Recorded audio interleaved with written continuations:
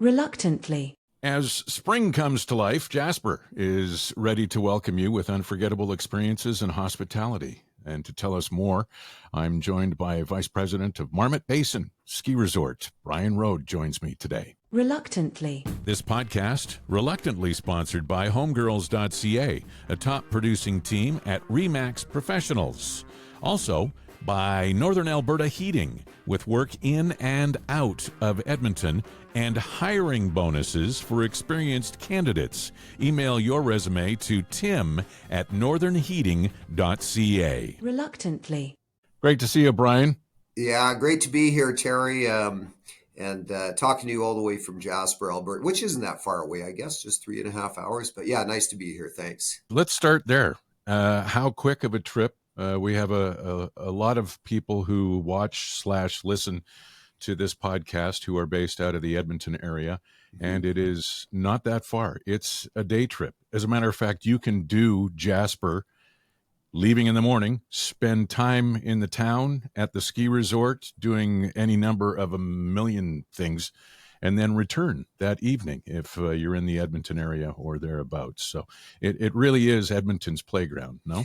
Yeah, absolutely. I mean, I was in Edmonton yesterday and drove back to Jasper. And for me, it was about 3.5 hours. That's typical. So, not far at all. And it is pretty much a hassle-free highway. It's a straight shot heading west to Jasper. And I was remarking to the guy I was with there, how interesting it is to go through the prairies and the forest. And then when you get to the mountains, you kind of just arrive, hey, and it's just here they are, and it really is spectacular. And it was a beautiful day yesterday driving as well. So short drive, easy, and just a straight shot.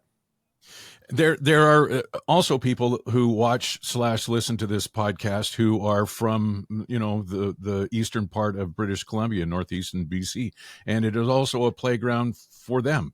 People come from anywhere from Prince George, Prince Rupert, even south into the Okanagan, the David Thompson area. So Jasper is certainly a destination for those people. Let's not forget about people who are in BC that can turn it into very easily a weekend destination. Yeah, you're right. Prince George, you get a lot of people visiting from Prince George. Fort St. John is another area, and one that actually surprised me, because we're doing a better job of collecting data and seeing where people are coming from. Really surprised to see how many people come from Vancouver.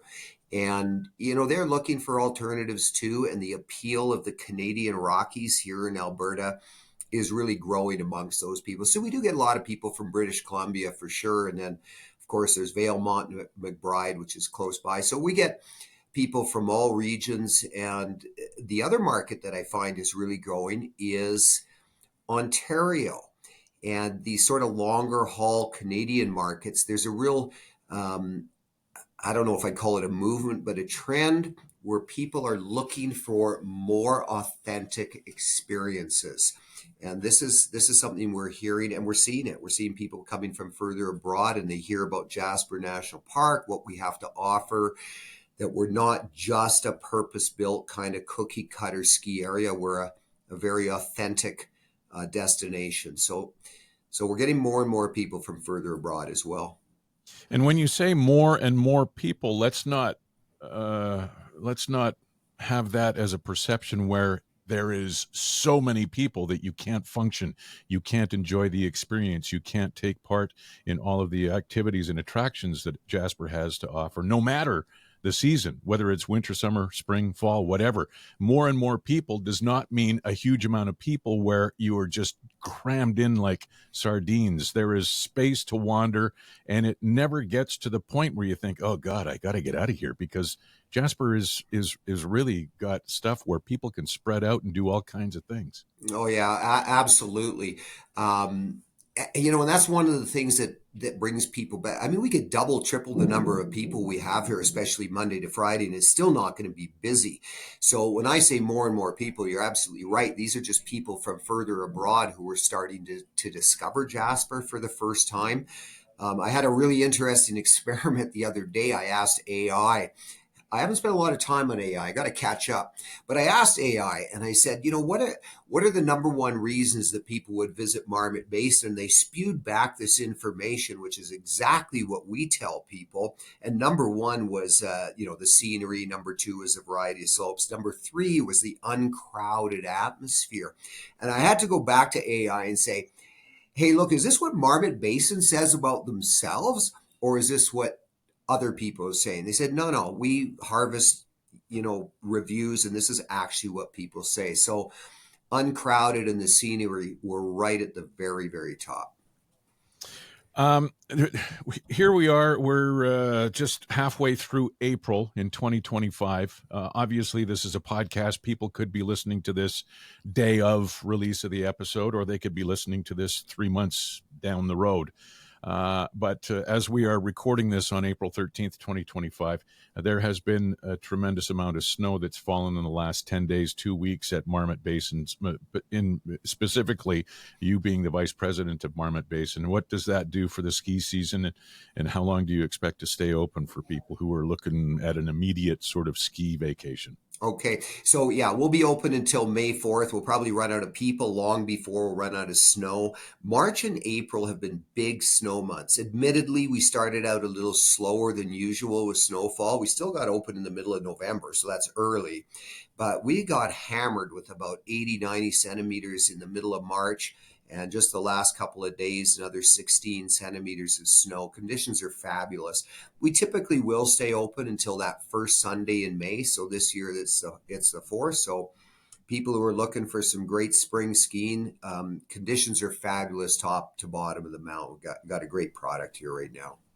The shareholders and Parks Canada and everybody involved have done a lot of work over the last few years and, well, couple of decades, really, as far as improvements and advancement of the Marmot Basin ski area as well. Yeah, definitely. I mean, the current group of shareholders, they bought the area back in the early 2000s, and they've invested every single penny back into the ski area. So the most recent, and this is an exciting one, especially for the advanced skiers, is last year we replaced the old double knob chair with a quad chair, and it goes up about another, call it 110 vertical meters, 330, 340 feet. And it's absolutely stunning up there, just that extra height. You get into the high alpine, which is something we have in the Canadian Rockies, which a lot of the other wonderful areas, not quite so much. And then prior to that, a couple more quad chairs. So always putting the money back into the resort. And we've seen a lot of changes over the last 15 years. It's been fabulous. One of the great experiences of skiing Marmot Basin is the inversion that you experience. Sometimes it can be, maybe in town it'll be minus 20, up on the hill it'll be minus 4, or vice versa. I mean, there's all kinds of climate things that happen as far as the temperature goes as you make your way up the switchbacks to the base of the hill. But it's an incredible experience. Yeah, you bet. And it's beautiful as well. We get those inversions are fairly common when we get high pressure systems where it's clear and sunny up high, but down in the valley in the town, you wouldn't know that. You wake up and it's overcast and cloudy, like you say, minus 20. You start driving up to the mountain, and all of a sudden you'll break through that cloud layer and it'll be 10, 15 degrees warmer, and all the clouds are compressed down in the valley. Just warm air rises, and then the cold air is trapped in the valley. And so, I always encourage people, if it's cold down where you are, cold in Edmonton, check out the temperature at Marmot Basin, and it could be, significantly warmer. That's great. How long? It is. Having experienced it so many times myself back in the days when I was an avid skier. I don't ski so much anymore, but it hasn't certainly stopped me from visiting Jasper. How long have you been a resident of Jasper and working at Marmot Basin? Oh boy, this is my 47th year here at Marmot Basin. I'm one of those guys who came here when I had just turned 19 years old. I thought I'd come to the mountains for one season to teach skiing, so I joined the ski school and loved it. You know what?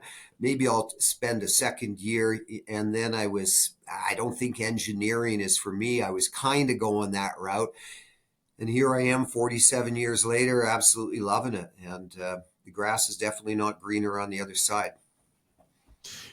The town lends itself toward a healthy lifestyle, and you've certainly embraced that, you and your wife Marta, and your family, and the activities that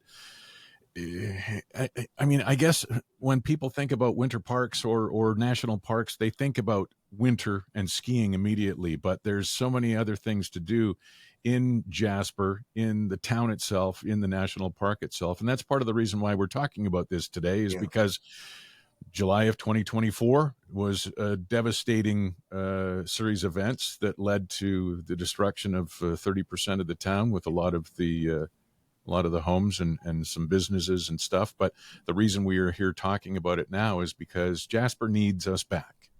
Yeah, absolutely. And, first of all, on your first point, there is so much more to do than just skiing in the wintertime. So that's great for skiers that say, look, I want to go skiing. I want to put the miles on. But when I'm not on the slopes in the evening or even in the afternoon, because most people are tuckered out by 1:30, 2 o'clock anyway, because they're never standing in line, they can go for a skate out at Jasper Park Lodge under the stars. You can go cross-country skiing. You can go on a wildlife tour. You can go up and do a canyon tour. So many other things to do to complement the ski experience. But then people who are non-skiers, maybe they're coming with a family or a group of skiers, or they're coming for some other reason. There's so much to do. We're in a national park, and I'll tell you, I've been down to other ski resorts and purpose-built resorts, and they're lovely. They're fantastic, but they're built around skiing only. And the difference here is, and you mentioned it, we're in a national park. We're not just a ski destination. So the opportunities in the national park are immense in the wintertime and the summer. That's what kept me here, was not just the skiing, but the fact that I could do these other things, and in the summertime hit the trails, whether you're just going for a walk or a hike or a mountain bike ride. And, maybe one more thing I'll mention, we've got a very broad valley here. It's called the Three Valley Confluence, coming from the west and the south and the east. So we've got these beautiful lakes down in the valley: Lac Beauvert, Lake Edith, Lake Annette, just so much to experience all 4 seasons. Well, let's roll through some examples. You just mentioned Lac Beauvert.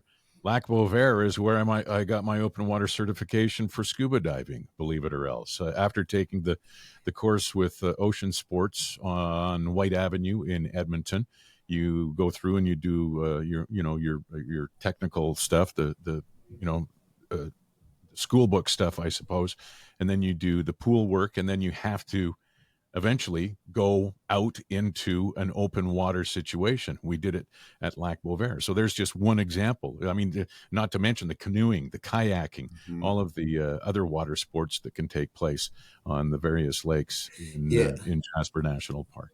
Yeah, absolutely. And then Lake Edith, which is very close by to Lac Beauvert. And these are crystal clear lakes. You can see down to the bottom in many places. You mentioned kayaking and canoeing. Then you can go up to Moline Lake, which is about a 50-kilometer drive. And that is absolutely gorgeous, that lake.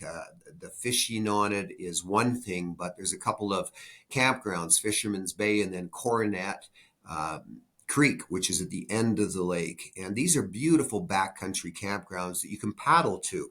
And I've done that a number of times. So much to do. And back down to the valley, Lake Annette and Lake Edith, but particularly Lake Annette, has a big beach. And it does get warm enough to swim in the summertime. And absolutely beautiful. You find, if we're saying that you've been in Jasper for 47 years, and well, first of all, how would you and Marta meet? Did you meet through a meeting in Jasper, or was it abroad or afar, or what? Like, how did you and Marta meet, your wife? Well, I'll tell you what, I was standing in my house in the morning at the time. The house that I lived in has got these big old windows in front. I was just standing up having a coffee, and this girl rode by on a mountain bike, and I just saw her and I chased her down. That's what I did. I went outside, I jumped on my bike, and I didn't catch her, but I found out where she worked. And so I went to the restaurant, and I couldn't get two words out of mouth before I walked in, before she started talking to me. And, the rest was history. I got married to Marta when I was 40 years old, and I had my one and only child, Hannah, when I was 47 and she was 40. And my daughter, Hannah, is out on the slopes right now teaching a group of British school kids. She's got them 5 hours a day for 5 days in a row. And Terry, I got to tell you this. They started out as all these British kids. We got 700 of them on the mountain right now. They started out as first-time skiers 5 days ago. And they are up, my daughter's class and others, they are up at the top of the mountain right now.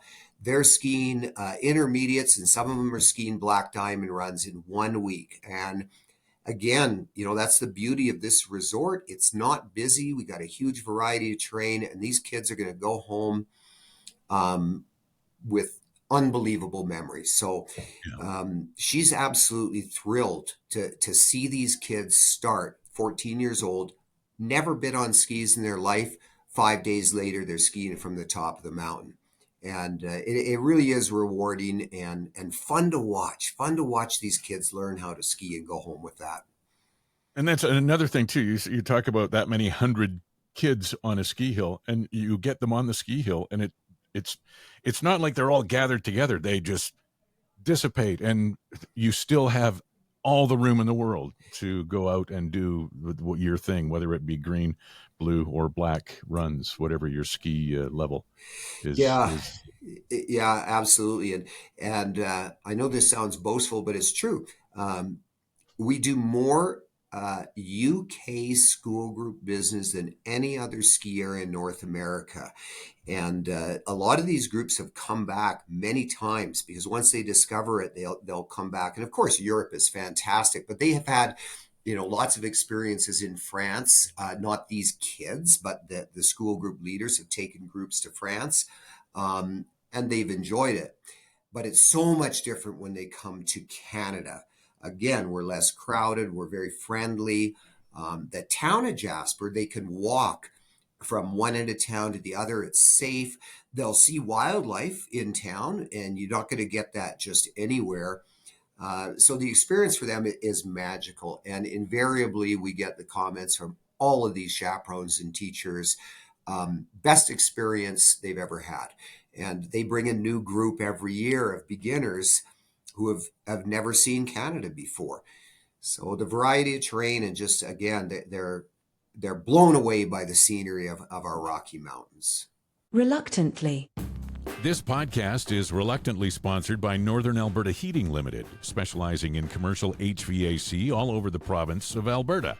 Right now, they are urgently seeking motivated long-term employees that want to work for a great company.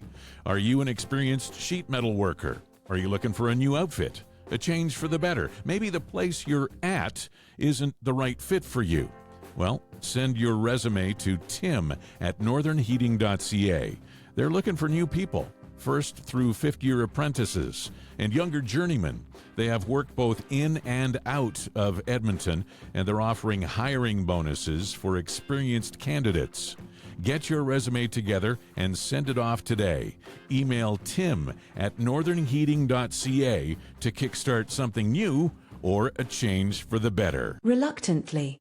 One of the reasons why I asked how you and Marta met was because Jasper holds a special place for Jody, my wife, and me, because that's where we got engaged, at Jasper Park Lodge on the shore of the lake, with a little wharf just down below the pool. There's a little outdoor bar there, and I had arranged. Actually, the story is funny. Jody was working at the boiler downtown and worked till like 3 a.m, and I told her that there was some fib that I had to go to Jasper for a work thing, and she had to drive me and drop me off at the train.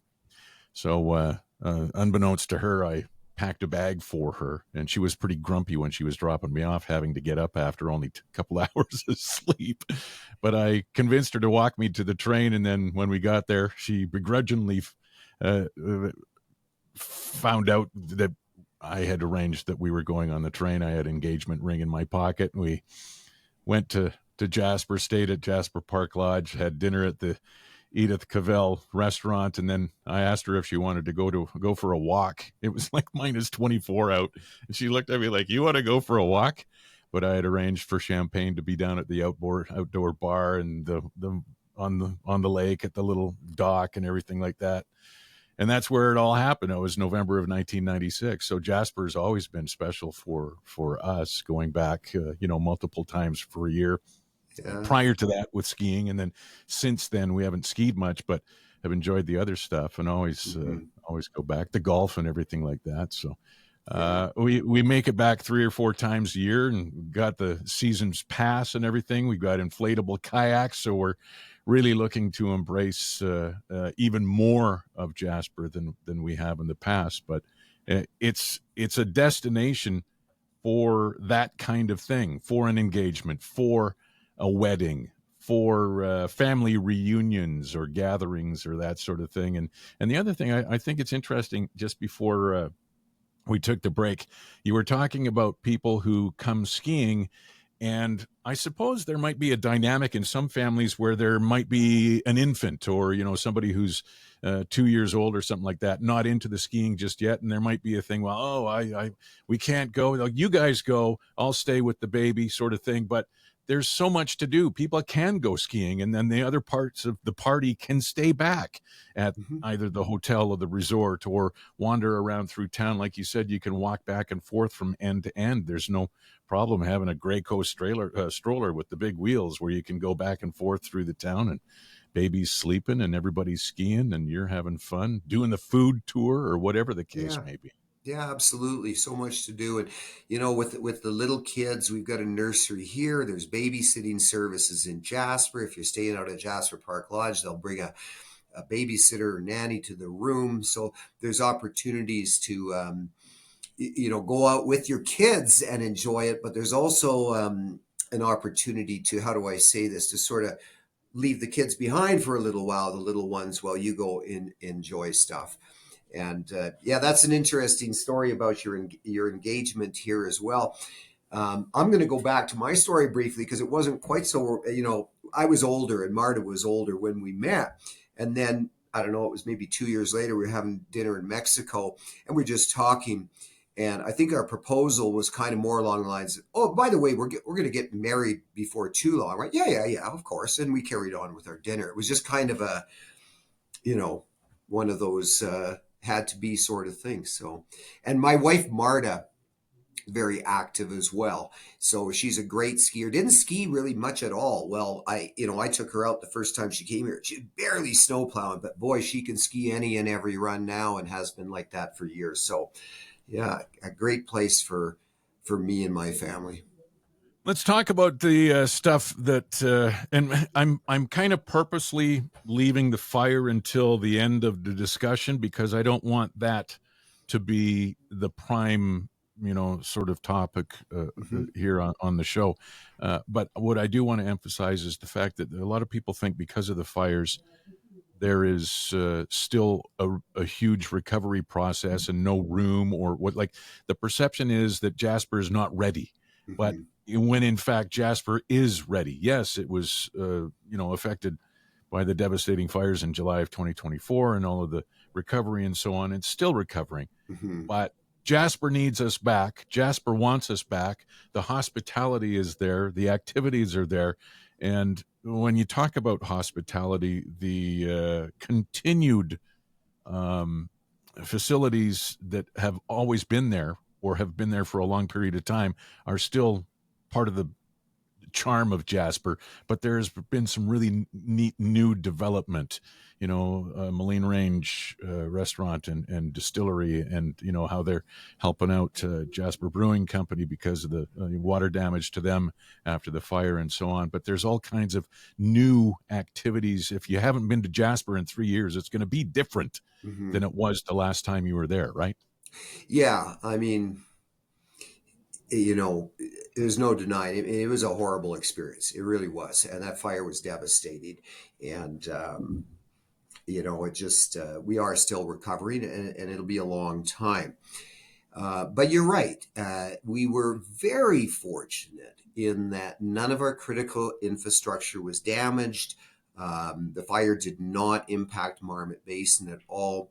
We did lose 2 hotels, but most of the business district, the hotels, the bars, the restaurant, you mentioned some of the new facilities here, are all intact. So we still have everything to serve the visitors. 330 homes were lost, which is, devastating and just so sad. They were all residential homes. So with the exception of the 2 hotels and a couple of businesses downtown, the main core of the town is intact, and it's beautiful. And I like to say, you can't take the beauty away from the mountains. They're still pointy. They're still majestic. It's incredible to look at what the fire has done to the landscape.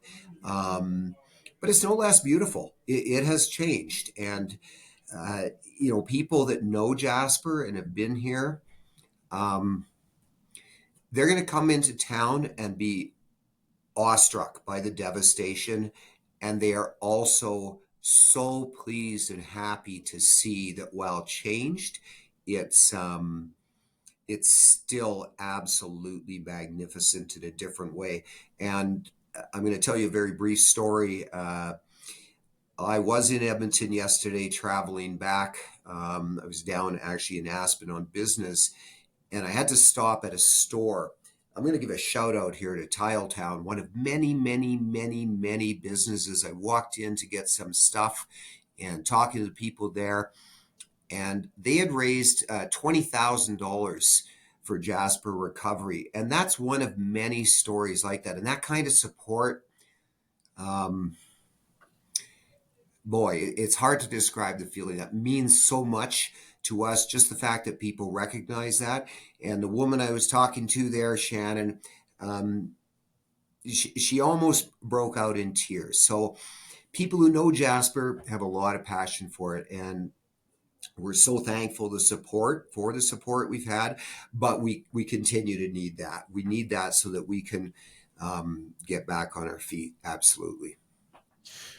Some of the businesses in Jasper, the progressive thinking, the dynamic shift that they had to do or adjust in order to stay in business, Mm-hmm. through the recovery immediately after things opened up again, and to reestablish themselves or continue what they provided in the past. I'm just thinking about, the ice wall climbing in just in behind the bank, just off the main drag. I mean, that's a good example. Like I said, Moline Range, a restaurant and distillery helping out the Jasper Brewing Company, and the businesses supporting each other. And I think back to it because we went on vacation in July of last year, and the fires had started. And we went there and we stayed at Bear Hill Lodge. This is something that we've begun to do now. We have our place in BC, but instead of doing the whole 10-hour drive to our place in BC, we now drive for 4 hours and spend an afternoon, evening, and morning in Jasper before we carry on, which I highly recommend because it makes things way less stressful. And a 10-hour or 11-hour drive to wherever you might be going, no matter where it is, to have that broken up after 4.5 hours, and it just makes things so much easier. But staying in Jasper overnight, we were aware of everything that was happening. We just didn't know it would escalate as much as it did, and we would have to come home through Banff as we returned from Shuswap area. But seeing the businesses adapt, seeing the people come together has been remarkable. And we've been back to Jasper 3 times since the fires last July, over the course of the fall, winter, and we're going to be coming up again in the spring here. But it's been remarkable. You talk about the Tiletown thing and the support, but everybody within the town is supporting each other, and you're probably seeing things that you never expected. never anticipated, never really saw before, but everybody's really, especially the Sunday dinners. Is it at the Legion that the Sunday dinners are happening for the town? At the Jasper Activity Center. Yeah. Activity Center. So Okay. our community dinners, yeah, they have that, and it's free. And we're doing it for years. But you're right, the community is, and so many communities are like this, aren't they? Just they get. I mean, the word I think that's overused, but is accurate. Resilient, but the creativity, and I think you speak to that a little bit there in what you were saying. The creativity, and Moline Range, use them as an example. They got open. The other businesses, Evil Dave's, and again, I'm just using some as examples. Found a way. And Mike Day and his wife Cindy owned Evil Dave's, and they lost their house, but they found a way to get that restaurant open, serving their guests. They're displaced. It'll take them a couple of years to get back into a newly rebuilt home. But the people who love Jasper and live here, we love seeing people come here. That's what we do. I mean, we are a tourism-based community, and nobody lives here whose heart isn't into hospitality. And again, I say we're not a purpose-built resort town, but we thrive and take joy out of seeing people come and being able to serve them, whether it's people on the ski hill, as I mentioned, learning how to ski and leaving going, wow, I can do this new thing, or people having a good meal. All of these things is what keeps people ticking. And I'll make no bones about it. It's a huge challenge for those people who have lost their homes. And they're struggling, but they're staying here. And they're working really hard to make sure that we can provide the best we can for the people who are showing up. Jasper, as a food destination, has really taken off. I mean, there's always been the places. Oh, we got to go there. It's always busy. Oh, we got to try and get in there early, or we got to get a table. Let's get back from the hill so that we can get to such and such a place, so we can see the band. And the renovations that have happened to some of the older buildings that have turned it into such a delightful stay. I'm just, the Athabee is a perfect example of that. Going to see live music at the Whistle Stop, and the new restaurants and the food tours that are available for people now, and the short drives to other experiences, whether it be Pyramid Lake or on the other, instead of turning right to go to Jasper Park Lodge, you go left to I can't remember the name. You're not thinking about going up towards Moline there, or Pyramid Lake. There's Pyramid Lake's in behind, but but instead of turning to Jasper Park Lodge, you go the left-hand way, and there was that place that we gathered for Jasper in January that one time. I can't remember the name of it, but yeah, another tremendous destination for foodies and for the distillery and shopping. The shopping is terrific there too. Jody and I were there last time. We got our hiking shoes. Yeah. So. Yeah. And you start thinking about these restaurants, and you walk down the streets, and you'll see, well, what's this place? It goes down, it might not be jumping right out at you. Su Casa is the name of it. It's a new Mexican restaurant, but it's downstairs, and you kind of stop and go, well, what goes down those stairs? You walk down this beautiful restaurant. So a lot of hidden gems. It's you're not going to find any neon signs in Jasper blaring at you. It's so many different things to do. And I'm just thinking of what you're thinking about there, turning left instead of Jasper Park Lodge. If you go up the road a little bit, you get to, I don't think you're talking about Boleyn Canyon, but I will talk about the tea house that was up there, the beautiful facility. It's gone. It's completely gone. But you can drive up to the Boleyn Canyon. They'll have it open this year for visitors to see. And again, all those trees that were burned, the flip side of it is, oh my gosh, the vistas from up there now and what you can see, it's incredible. So it's so different, but it's a different view as well. And it's no less beautiful. It's just profoundly different. So yeah, lots of things to do in Jasper. And you're right about the food, and Estelle's food tours is so cool. She can take you around to all these different places. You can get on an e-bike with her and her company, and they pack a picnic lunch or a hiking tour, and you go have a meal out in special places in the park. And it's all hand delivered to you, so you don't have to do much except join in. Lots of different opportunities here. The the hiking you talked about. See, now it's kind of weird for me personally with the fires in Jasper that happened, with the Mhm. connection that Jody and I have.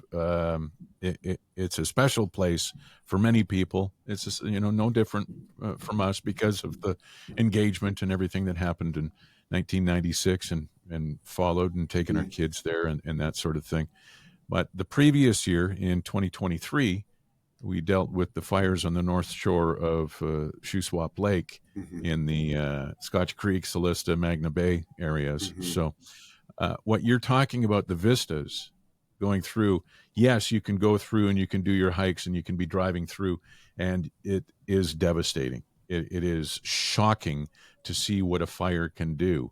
But now that we go back to the Shuswap area in BC, it does create an incredible vantage point where you never saw it before. And it is the same thing. I would imagine there's people who are hiking enthusiasts, and there may still be some trails closed. Is that true?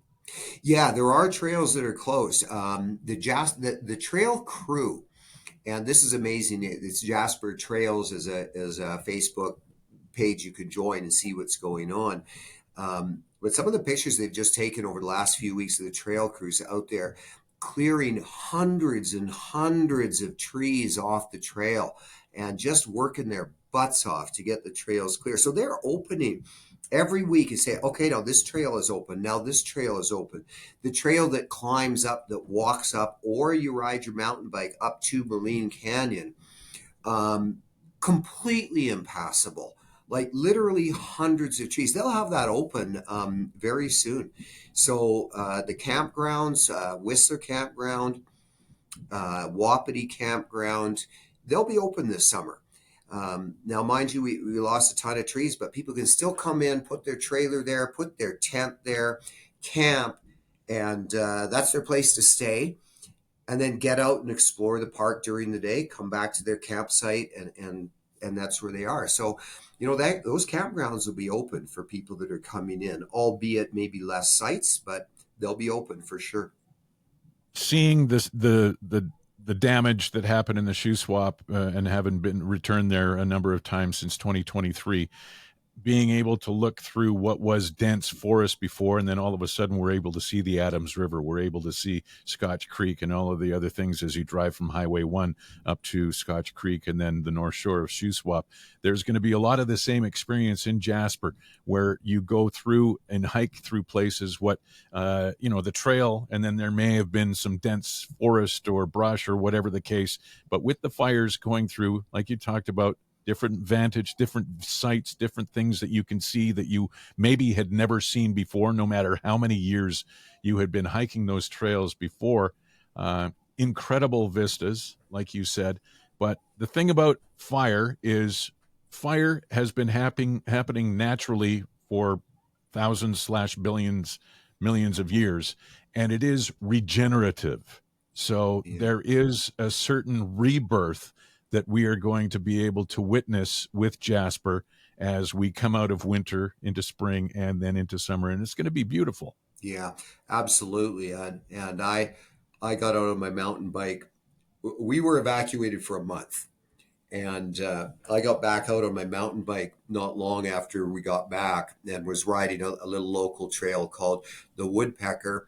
And beautiful trail, easy to ride, trees on both sides. And now I'm going through that with, I can't remember who I was, with one of my friends. And it's like, whoa, look there's Lake Annette right there. You'd never see that before from that trail. So, the sight lines is, if you're a mountain biker, are great, and vistas that you would never have seen before. One of the things that I'm really looking forward to is all that new vegetation and the flowers that are going to come out this spring. So I saw somebody had posted a picture just the other day in the very burnt forest, but just some of these little purple crocuses already coming out and little greenery coming out. So it is regenerative, and we're going to see the fireweed. We saw this with some of the fires that came through years ago up through Excelsior and up at Medicine Lake, and some of that new growth underneath. It's really beautiful. So I'm looking forward to seeing the wildflowers that come out now, and I'm sure they'll be prolific post-fire. Reluctantly. This podcast is reluctantly sponsored by the real estate team of homegirls.ca, a top producing team at RE/MAX Professionals. If you are buying or selling in the Edmonton region, Shauna and Bonnie can handle everything with strong industry connections to mortgage brokers, home inspectors, lawyers, and contractors to support every step of the process. The market is very active right now. We recently listed our home again, and it went from MLS to closing conditions in 8 days. Now, of course, results may vary from property to property, but Shauna and Bonnie have been our trusted real estate advisors through buying and selling no less than 7 properties. I've recommended them to many friends who want real, relatable people with a personalized, hands-on approach. New home, investment, recreational, even commercial properties. Homegirls.ca is the website. Email info is right there, and the phone number is 780-517-HOME. Reluctantly. How much work needs to be done in the town for the people who call it home? How much work do people have ahead of them from a collective point of view, an individual point of view? Is it a struggle? Is it something that people are really leaning on other residents to help them out with? Well, I'd be lying if I said it isn't a struggle. It absolutely is. Things take a little bit longer in a national park, of course, and it'll be a while before these people get their homes rebuilt. So they are working hard. There is a lot of people leaning on one another, but fortunately the fabric of our community is such that we do depend on one another and can depend on one another. When you come into Jasper National Park, whether you're coming in from the South Highway, from Banff, say, or the West Highway, or from Edmonton, you're going to find on either end of town, we now have these ATCO trailers set up for temporary housing. Now, that's not taking care of everybody by any means that lost their home, but at least we have, in excess of 250 homes there, if you will. Temporary, but comfortable enough structures. And so these, they've done a very good job in a short period of time. I will say that it got started a little bit late because it's difficult in the national park to do these sorts of things, but they're all serviced, power, water, sewer. They've even gone in there and paved the roads around these trailers, and people are moving in. And then at Whistler Campground, what's called Marmot Meadows. If you go back a whole bunch of years, Marmot Meadows, which is sort of on call it the south side of the campground, that's where we used to have the rodeo. And I'm talking about rodeo back in the 30s, 1935, I think, right through the mid 50s and even into the mid 60s. And they had mini chuck wagon races and the whole deal. And then it got turned into sort of a group camping, so it's a big field. And they've moved in all of these oil field type trailers in that area as well. So we've got 3 main pods, one on each end of town, one in the Marmot Meadows. And then for construction workers, they're going to take over Wabasso Campground. So we need a place for all of these workers to come in. So that's another huge challenge. I mean, we need hundreds and hundreds of tradespeople to rebuild this town. So Parks Canada is setting up camps there at Wabasso Campground. Again, it'll be like oil field type camps, and that's where the tradespeople will work. And we need them too. And there's not an overabundance of them right now, but my understanding is there's a lot of them that want to come to Jasper and help with the rebuild. So all of this is, despite the challenges and the struggles, the flip side is all of this is very encouraging. And we will get all the new homes built. The 2 hotels that burned down will be rebuilt, and they'll be better than before. They'll be new, they'll be modern. So there's light at the end of the tunnel, and it's a bright light. It's a ways away yet, but we're going to get there.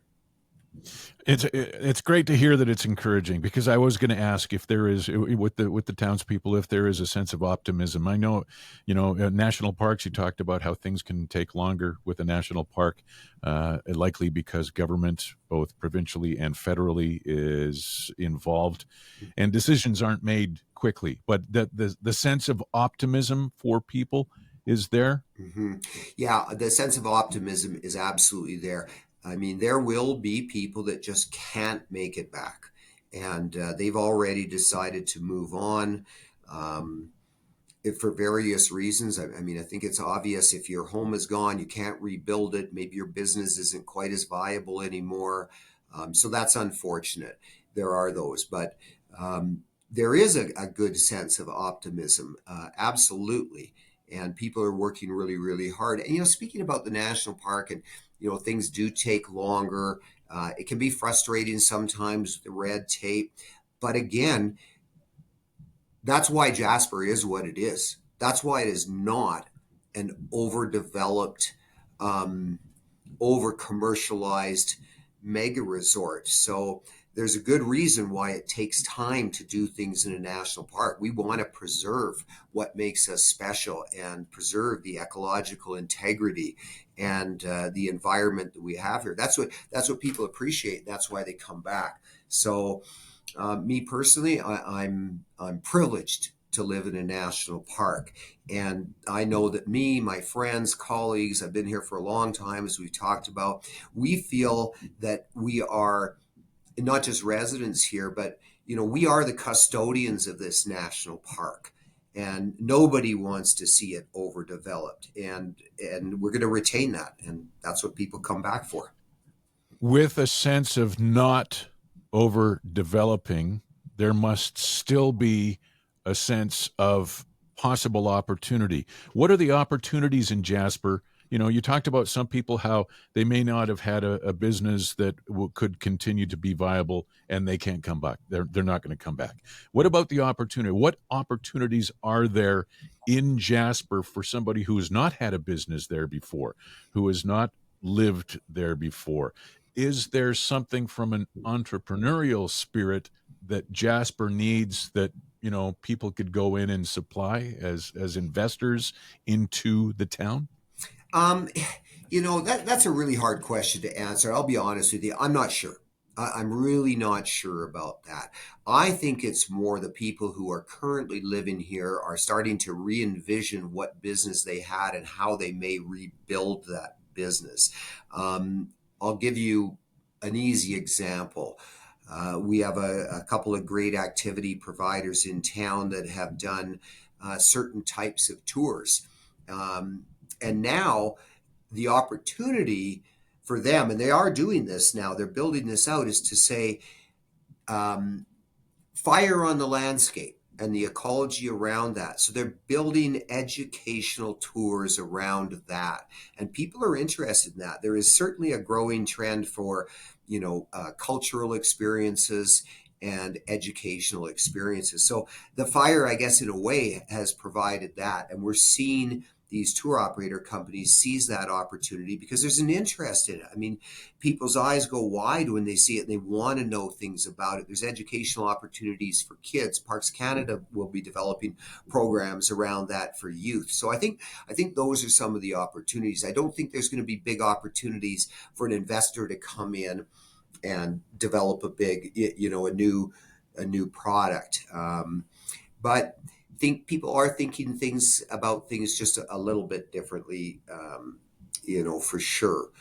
One thing we could use is, while we don't want to overdevelop, but re-envisioning the footprint of the town. And I'll be honest, this was part of the um, squabble, if you will, between the provincial and the federal governments as how to do this. And, the provincial government was, I think, I shouldn't speak on their half, but looking at, well, can we expand the boundaries of the town site and get some more houses built? That's difficult. We're in a valley that is sort of constrained by the Pyramid Branch on one side, the railway on the other side, the river. So there's only so much room we can grow, if any. Putting an extra of a second floor on a couple of hotels and giving us a few more rooms, that kind of thing would be very helpful, and increasing the density in certain places. So some of these people who are going to rebuild homes, maybe instead of just a single family home, will be building a duplex. And we need that. We need housing for people to live here, for people to be able to service the park and provide those services to people. So all of these things are on the table. And I think all the levels of government, municipal, provincial, and federal, are looking at that. And the more that they can talk to one another and cooperate and work together, the better off we're going to be in Jasper, but also the better off the visitors are going to be. So it's a big challenge, and we just all need to, hold hands and go down that road together. Even just walking back and forth on the main drag of Jasper, and then one street in where some of the shops are and so on, there are a few businesses that have paper on the windows, some reestablishing themselves, some are new developments or new businesses, but there's still some vacancies there.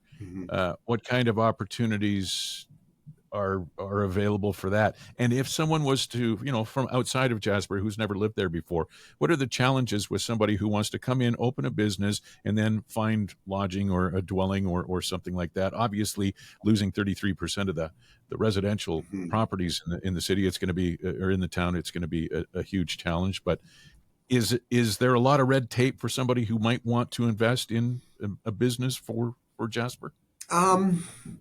Yeah, I mean, there's red tape. Again, we're in a national park, and there's a need to reside clause here. So one could come in.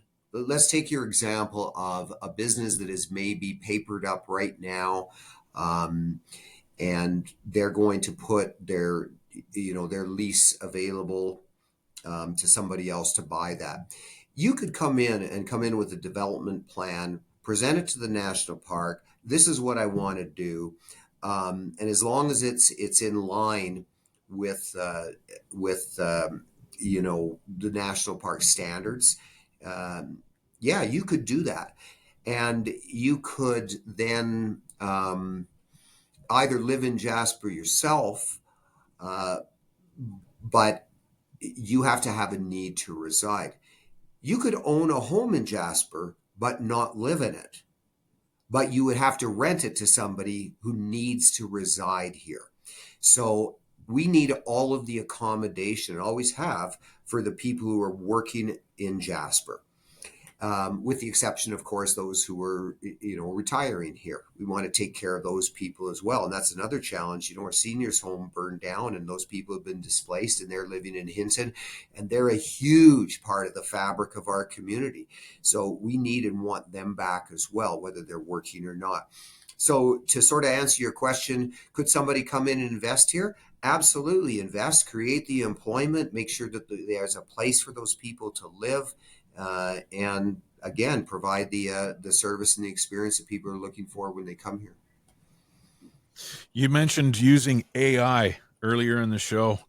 I'm really getting into AI myself. It's helping a lot. It's a tremendous tool for businesses, no matter what the business, in so many ways. And I typed in Jasper Town and National Park activities for spring and summer. And it's phenomenal, the list that comes up.